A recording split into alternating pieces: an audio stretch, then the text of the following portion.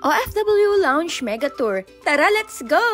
Here's my OFW Lounge experience dito sa NAIA Terminal 1. OFW Lounge is like VIP lounge for free that is open 24/7. Ito ay para sa lahat ng mga OFW na pabalik sa bansang kanilang pinagtatrabahuhan. Convenient and comfortable magstay dito while waiting sa flight mo, lalo na kung may long layovers or flight delays. They offer comfortable seating yan, may time ka pa matulog. Relaxing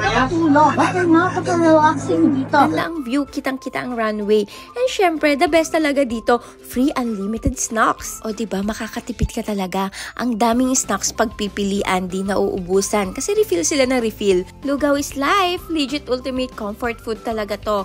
In fairness, malasa ha. May condiments pa. Self-service, kaya please paalala lang para sa ating mga ka-OFW, mag-aftercare pagkakain. Diyos ko naman, Rude, kayo maglinis-linis kakay-kakain.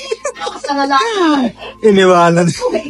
Free Wi-Fi access din sila dito, power outlets, and charging station. Syempre, sponsored by PLDT Global. Para sa hindi pa nakakaalam, Tinbo or tindahan ni Bossing ay isang one-stop digital shop para sa ating mga OFW kung saan maaari kang makabili ng prepaid load at makapagbayad ng bills sa mga top merchants sa Pilipinas gaya ng kuryente, tubig, cable internet, and enjoy hassle-free Philippine e-government payment services and bills at marami pang iba gamit lang ang Tinbo. Kaya kung OFW ka, mag-register na sa Tinbo at mag-subscribe sa Smart Virtual Number, ang Philippine mobile number kung saan maaari kang makareceive ng calls at text mula sa Pilipinas. At hindi lang yon, maaari ka ding tumawag at makipag-ugnayan sa OWA Helpline 1348 for free gamit ang iyong Smart Virtual Number.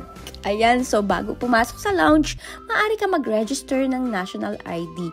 Fill up ka lang ng form, register, at i-deliver yan direct sa permanent address mo. Kung hindi ka pa OWA member, maaari ka ring magparehistro at makakuha ng OWA e-card same day kung ikaw ay active OWA member.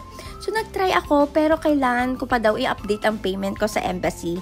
2 years na pala akong di nakabayad. Hopefully magkadagdag pondo sila dito para sa extension nang mas lumawak pa ang lounge, magkaroon ng comfort room at escalator. Medyo matarik ang iyong aahunin para di naman hirap mag-akyat panaog dahil sa biyabit mong luggage. But still, napakalaking bagay nito para sa ating mga OFW. Thank you sa ating House of Representatives, OWA, Department of Migrant Workers, and Manila International Airport Authority dahil sa napakagandang project na to. Very impressive. Salamat din sa lahat ng OFW lounge staffs and crew. Napaka-approachable nila dito.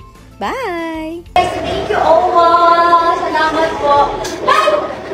PLDT Tinbo. Yes. So, sa Tinbo, shout out Tinbo, register on Tinbo. Malaking bagay po yun kasi you can call OWA, you can call for free Tinbo. Okay, thank you PLDT for this charging station.